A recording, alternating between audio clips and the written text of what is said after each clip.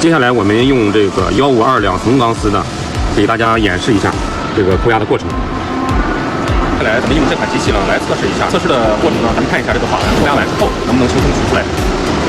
这款机器呢，它那个最大开口呢是380，然后呢，我们就是来测试这个152的这个两层的管，然后呢，接下来我们要安装模具。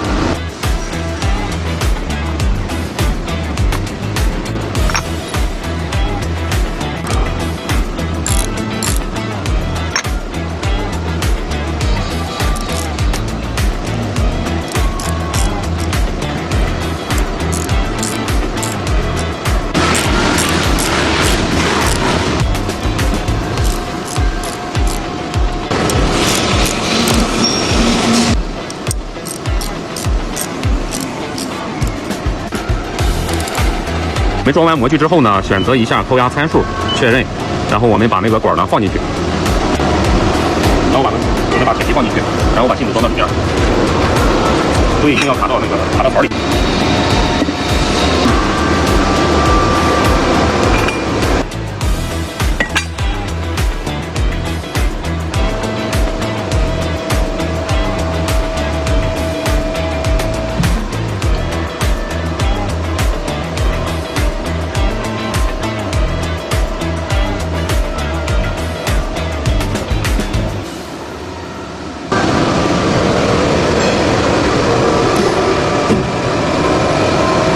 直接都取出来了。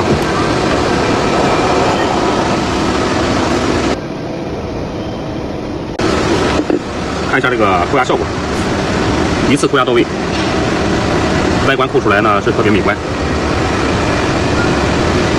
法兰的外径是285。